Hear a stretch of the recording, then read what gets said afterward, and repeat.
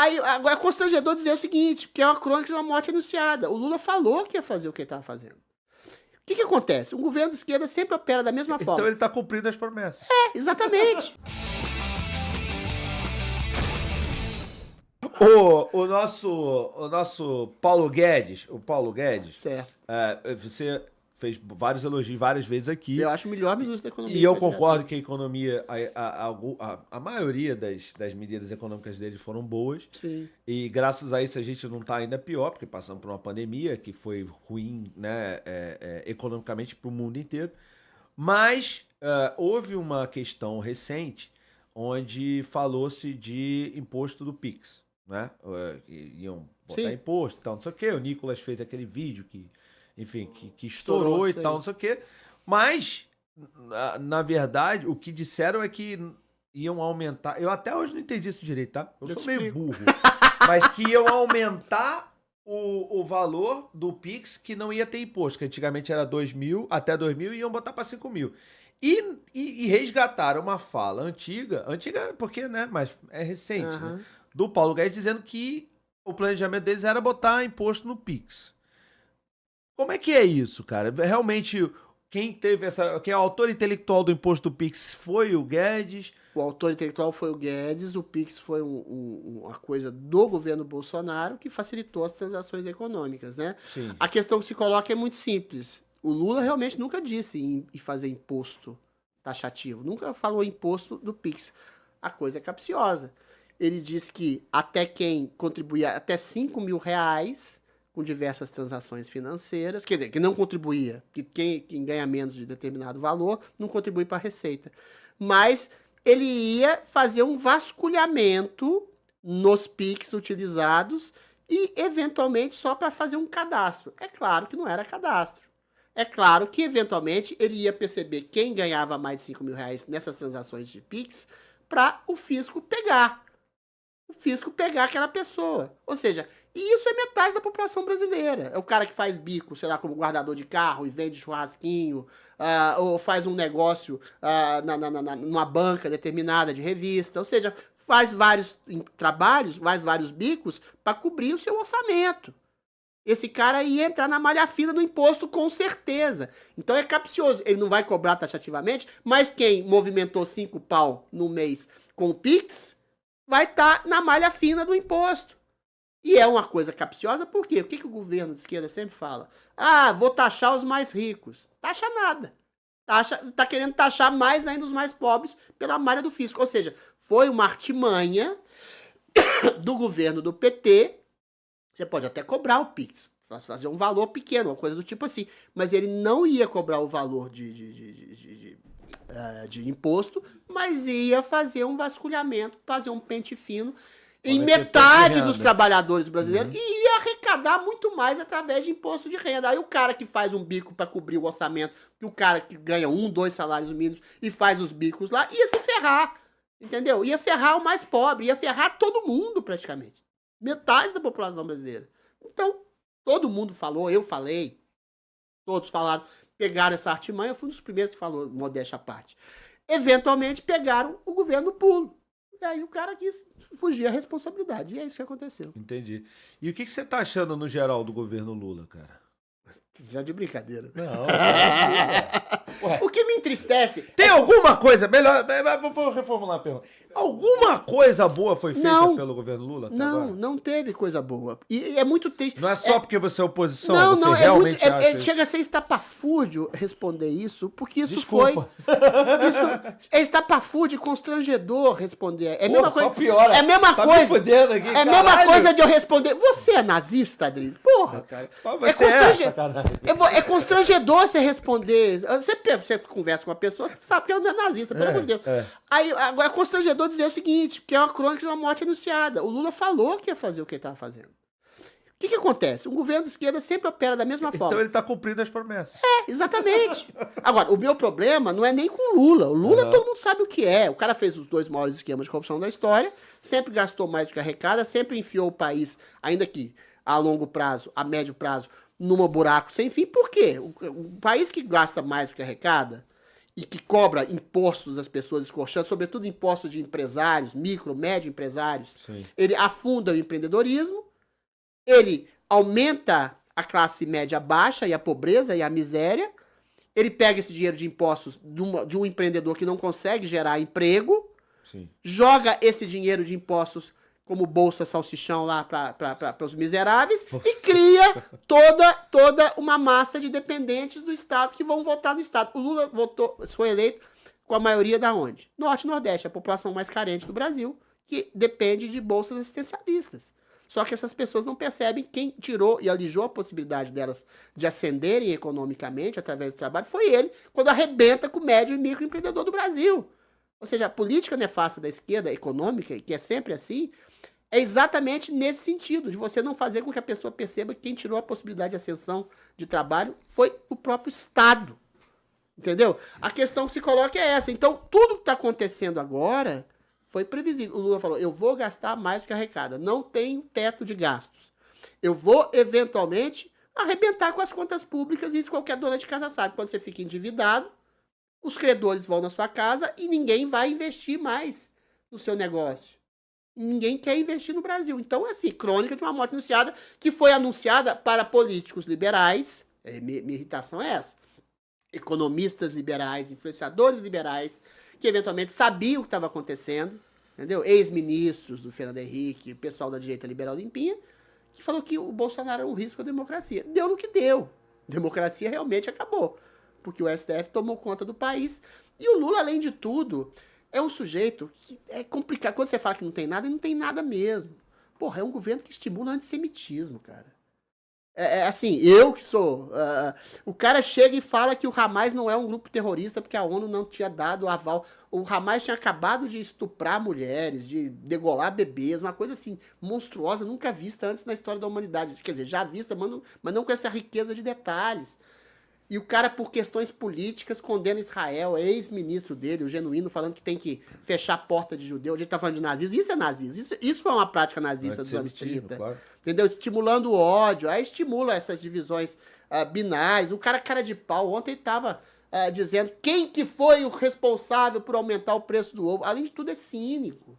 Entendeu? Aí você dizer que tem alguma coisa boa... Eu não consigo. Além de tudo, tem um governo autoritário. Um cara que lança a mão da parceria que ele faz com o STF para prender, para perseguir pessoas. Não, o governo Lula é a essência do mal.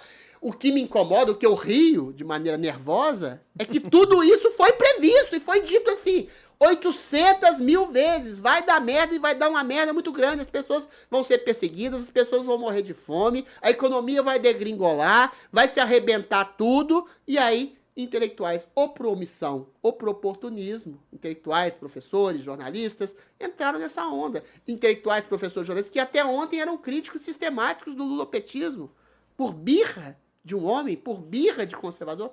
É uma coisa da tristeza eu responder isso. É um governo que é um desastre, mas é um desastre, mais uma vez, de uma crônica de uma morte anunciada milhões e bilhões de vezes. Sim. Por que o pessoal tá falando aqui Bolsonaro é uma virgem de lábios intocáveis? Você falou isso? Eu falei. Não, mas falei como no assim? Peraí, calma lá. Eu falei isso anos atrás, quando surgiu o negócio da rachadinha. Uhum. Aí eu respondi, falei, ó, rachadinha, a acusação é do Flávio, tá? Tudo bem, Bolsonaro vai querer proteger o filho. Não se apurou a veracidade ou não dessa acusação. Agora, do ponto de vista de administração pública, de acusação de corrupção, aí eu falei, Bolsonaro é igual Iracema, a virgem intocada dos lábios de mel. Não há nenhuma denúncia de que o governo central, federal, tenha operado um esquema de corrupção. Sim. Não há. Eu desafio alguém a dizer, o governo Bolsonaro operou algum sistema de corrupção? Não. O governo Lula operou os dois maiores sistemas de corrupção da história, que foram condenados por isso. Tiraram da cadeia todo mundo, mas isso é outra história. Foram condenados.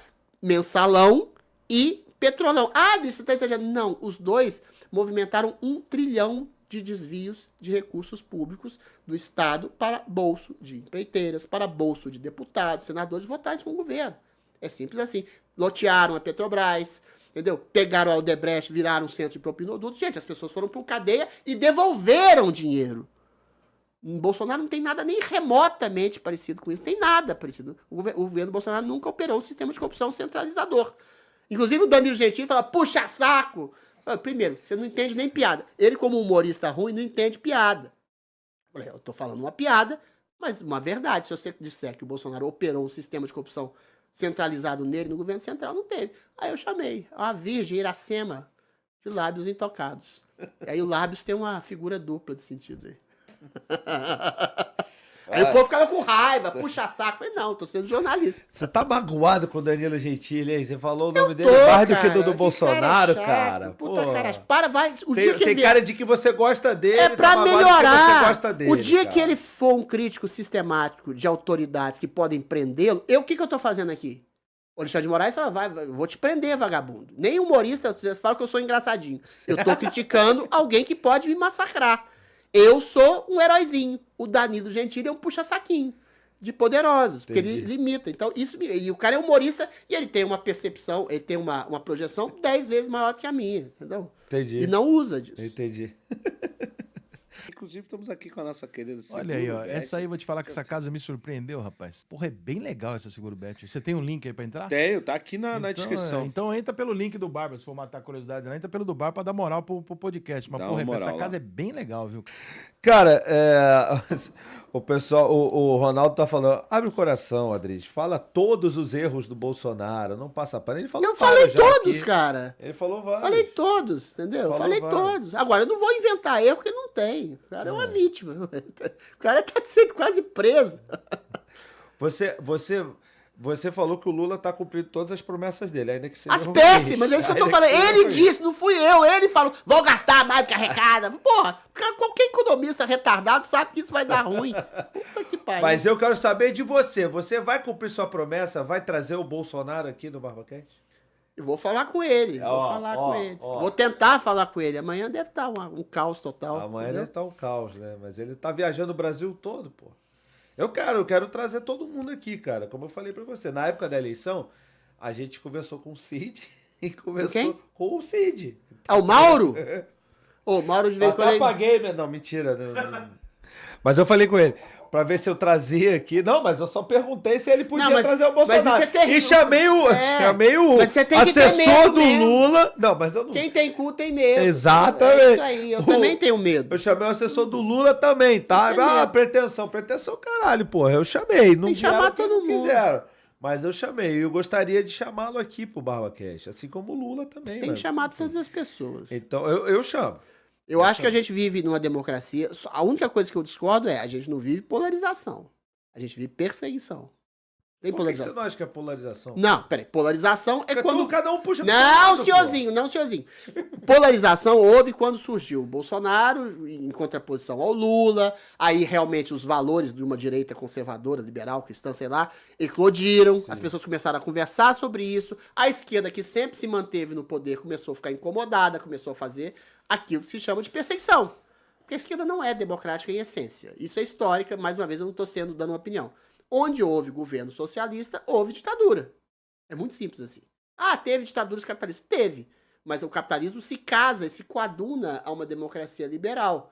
Porque ambos pressupõem liberdade. Esquerda é um partido único dominando tudo. Ah, você tem uma esquerda moderada, uma social-democracia, uma coisa assim. É um híbrido, não é uma esquerda total. A questão que é, onde a esquerda graçou, a miséria graçou, a fome graçou, a ditadura graçou e a liberdade esmoreceu. É simples assim. Qualquer lugar que a esquerda tomou o poder foi assim, historicamente. E, eventualmente, quando a direita começou a eclodir no Brasil e sair do armário, né, depois de 20 anos, 30 anos de um regime militar, a esquerda começou a ficar incomodada. E quando o Bolsonaro surge, ela ficou extremamente incomodada e todo o aparelhamento cultural do mundo das artes, das universidades, da grande mídia e do judiciário, que foi colocado lá pelo Lula petista, começaram a se mobilizar para destruir a direita, para acabar com essa polarização. É o que a gente está vendo hoje, Barba. É o que a gente está vendo hoje, pessoas eventualmente sendo presas, sendo censuradas, sendo perseguidas, sendo desmonetizadas, sendo exiladas, que essencialmente são de direita. Entendeu? Ah, a direita nazista, fascista. Eu volto a perguntar para o Alexandre de Moraes quando ele fez esse discurso. está utilizando as redes sociais, essa direita criminosa. Me dá um exemplo. Quem que é um nazista? Quem está fazendo propaganda de nazista nas redes sociais que é de direita? Quem está fazendo propaganda de pedofilia ou de tráfico de drogas da direita? Se quem tiver, é só prender, né? Porque prende, mas assim, quem está sendo preso? Aí eu te faço outra Sim, pergunta. sim. Quem está sendo preso? É gente que contestou o processo eleitoral, é gente que contestou a Alexandre de Moraes, é gente que contestou a própria censura e a manipulação da eleição, você priorizando um candidato em detrimento de outro. Então é isso, você tem perseguição. Eu falando isso aqui, eu tenho medo. Coragem é a pessoa que enfrenta o medo. Agora, o cara de esquerda aqui pode falar o que ele quiser. Ele sabe que ele pode fazer o que quiser. Quando eu digo que tem todas as prerrogativas e vantagens para ser de esquerda no Brasil, é o que tem mesmo, porque eles aparelharam tudo da comunicação, da mídia, do judiciário. Agora, tem um defeito da direita. Eu falo isso como escritor, como poeta, como crítico cultural, que eu sempre fui. A direita só fala de processo eleitoral. Só fala. Por que eu quero falar sempre? Toda a entrevista, né, que eu falo, eu quero falar de cinema, eu quero falar de teatro, eu quero falar do filme lá da Fernanda Torres lá, eu quero falar de comportamento, sexualidade, fofoca, porque eles pegaram esses nichos e capturaram todos pra si. A única produção cultural da direita é missa e culto. Não tem nada contra missa e culto, eu sou um cara cristão, mas... Frei Gilson, salve pro Frei Gilson. O Frei Gilson, rezando, muito bom, legal. Estão tentando cancelar o coitado também. Então. Mas tem que fazer cinema. Os caras fazem um puta filme, que é um puta filme lá, Eu Ainda Estou Aqui, é um filme ótimo, que fala com retrato cru e cruel da ditadura militar dos anos 70, aí o direitista fala, é uma bosta de filme. Não é uma bosta de filme. Mas o que os caras fazem? Eles instrumentalizam o filme pra dizer... da ditadura que o Bolsonaro poderia ter feito e não conseguiu fazer, porque o Alexandre de Moraes defendeu a democracia. Olha a capciosidade dos caras. Os caras têm competência para fazer uma produção cultural excepcional, de teatro, de cinema, de literatura, para deturpar a realidade, do retrato fiel que eles fizeram da realidade anos atrás, para endossar a ditadura do presente. O que a direita faz em termos de produção cultural? Porra nenhuma! Nada! Reza, ou então fica viva Bolsonaro, não tem nada contra Bolsonaro. Mas não é assim que você conquista uma população. Olha a Rede Globo. A Rede Globo nem precisa fazer jornalismo ou política partidária. Faz uma novela lá, fala que o produtor rural é um canalha, que todo trans é bonzinho, que todo macho adulto branco é mau. Fica isso subliminar na cabeça das pessoas. E a direita só faz política partidária. Eu tô falando isso como político, cara, que agora virei... Mas eu tenho que falar da comunicação expressa da direita, que é muito ruim, que vai levar na tarraqueta sempre. Ainda que a maioria da população seja de ordem conservadora, ela não tem assimilação, ela não tem onde ver. A Jovem Pan, que era uma emissora de jornalismo, se rendeu completamente ao processo. Era o único lugar que tinha gente de direita e esquerda, hoje só tem gente de esquerda ou direita liberal limpinha falando lá. Então é difícil. A ocupação dos lugares, a ocupação da produção das artes, da cultura, das universidades... A direita ficou alijada e fica jogando pedra e não fazendo nada. Vai levar na tarraqueta. O Olavo de Carvalho, que segundo o Bechão é meu guru, ele falava uma coisa que é importantíssima. O Bolsonaro foi eleito. Nunca houve, antes da gestão do Bolsonaro, uma perseguição tão grande em relação a pessoas de direita. Que os caras dominaram tudo. A presidência da República é a cereja do bolo. O bolo é todo esquerdista. Entendeu? A questão é essa. Então, assim, eu tento fazer uma produção artística, cultural, isenta de ideologia, mas os caras não fazem. Os caras fazem propaganda. É isso. Sim. Ó, eu faço o que eu faço, falou aqui que os erros que ele considera do Bolsonaro. Sancionou o fundão eleitoral, sancionou o juiz de garantia, sancionou a lei do abuso de autoridade, sancionou a limitação da delação premiada, sancionou a restrição da prisão preventiva. Não, a delação premiada é extremamente boa. O problema é que ela foi utilizada de maneira capciosa agora como tortura premiada, né? Entendeu? Tem certas leis que são deturpadas pelos princípios. Juiz de garantia realmente é uma coisa complicada que ele sancionou lá. Foi um erro pontual dele, concordo com ele. Só que o juiz de garantia agora sumiu. Você percebe? O problema é que as leis do Brasil elas não são seguidas. O juiz de garantia agora no processo e no inquérito contra as pessoas que são chamadas de golpistas, sumiu. Quer dizer, não tem nem primeira instância, nem segunda instância, nem terceira. Quanto mais juiz de garantia. Tem Supremo Tribunal Federal jogando as pessoas no inquérito em última instância e prendendo. Ou seja, não existe mais lei no Brasil. Isso não é nem culpa do Bolsonaro. Isso era uma garantia mais de defesa da pessoa, que eu acho também uma garantia desnecessária. Mas isso nunca mais foi nem aventado de ser utilizado, sobretudo nessas perseguições. A gente pode falar de erros do Bolsonaro, mas eventualmente o Bolsonaro é um homem perseguido. O erro dele foi confiar demais no processo institucional. E que o processo institucional foi tomado de pessoas que estavam atacando as instituições por dentro. Golpe. O golpe foi dado pelo próprio STF quando instaura crimes que não existem em inquéritos em que eles atuam como procuradores, como vítimas e como juízes. Todo mundo falou isso 1 milhão de vezes, entendeu? Então, assim, os erros, entre aspas, pontuais do Bolsonaro, que são erros de qualquer presidente da República, eles são ínfimos diante da perseguição que não só ele, como uma imensa parte da população brasileira está sofrendo.